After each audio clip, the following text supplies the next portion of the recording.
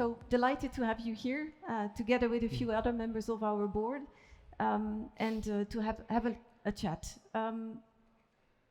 If you could make, Martin, just one wish to policymakers for action to help navigate through the choppy waters that we're experiencing today and that we also have ahead, what would that wish be? First and foremost, thank you everyone for coming here today. I was preparing this question yesterday. It is a prepared question. But transparent as always. No, yeah. but I can tell you that I was thinking along how to transmit it. So bear with me. It will take 4 to 5 minutes. I promised Luca to actually have the remaining 4 to 5 minutes. First and foremost, I will say that we are very happy to have Sigrid. Also, many of you have maybe not met her at the annual reception. Our new Director General has been working also in our industry for a long time, since September. Great to have you on board as a support to the industry. Then I would like to say also, I'm representing Volvo and AB Volvo, and we are into commercial vehicles, buses, trucks, with Volvo and Renault, etc. But I'm representing all my colleagues, and I'm representing an industry that is highly competitive and highly successful on a global basis. One of the industries where Europe is clearly leading. And we know also how important our industry was during the pandemic. You remember how we were fighting initially in Europe about the transport of the societal critical items. And it was really good for our customers to get into the limelight of the great job they are doing. What is happening is, of course, the biggest transformation also in our industry. And the reason is, of course, the planetary boundaries. But the good news is that we are in the B2B sector, where our customers, but even more importantly, our customers' customers are pulling this now. With the science-based target initiatives, we are doing the CO2 inventory. And everyone is seeing, okay, how do I get rid of my CO2 regardless? And in particular, the scope 3. And when it comes to that abatement, we are talking about transport and logistics, and there is a huge movement now. So this is a transformation. We are always saying in Brussels, and maybe I will finish with that later, we have to work together. This time we have to work together, because it's a societal change that many of us have an imagination of what it will mean, but it's huge. And the biggest challenge, to your point, Sigrid, is actually the enabling conditions. Because we are moving from a brown fossil-based platform, a societal brown fossil-based platform, into a green renewable platform. And to quote one of my colleagues, a newly IPO'd German Stuttgart-based truck manufacturer, he's always saying that TCO times equipment availability, times charging availability, times availability of green energy, then it will happen. And it's in particular times everything, because if anything is zero, everyone who knows mathematics, then it's zero. So the enabling conditions must be there. And today, where we are standing, and this is a decisive year coming up, and where we need to work together, and thanks for the comment, by the way, is that we have contradictory legislations coming up here that are proposed that risk pulling our sector in different directions and taking away the focus from the real deal here.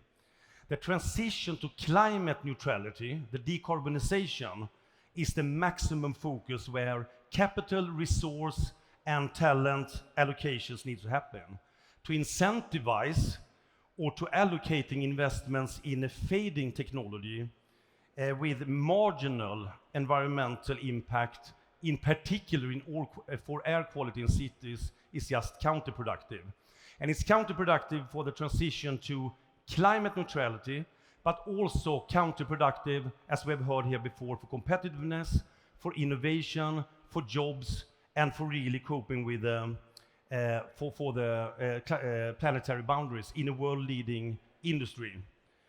So there is an urgent need now, and I cannot underline that more. There is an urgent need of streamlined, holistic, because moving platform, societal platforms, needs holistic solutions. The era of silos is over. And we don't like that because we like our silos. We like it in companies, we have our functional organizations, we like it here, we like it everywhere.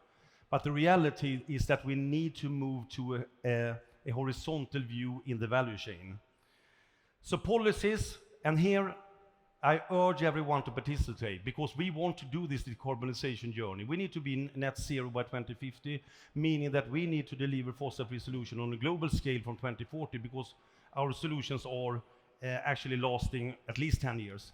So policies, regulations should align, should support, should compound, and not distract from the massive investments of the overarching agenda of reaching net zero transport in Europe, while also at the same time reinforcing made in Europe that we can do. We are massively investing in all these parts, and what we need now is a joint movement from the brown to the green, and there we need accelerated rollout of charging and refueling. Our industry is ourselves now investing massively in that. Affordability, the TCO part, European raw material strategy, resilient supply chains. We have seen that, but the resilient supply chain includes green and sufficient amount of energy. That has also been on the agenda.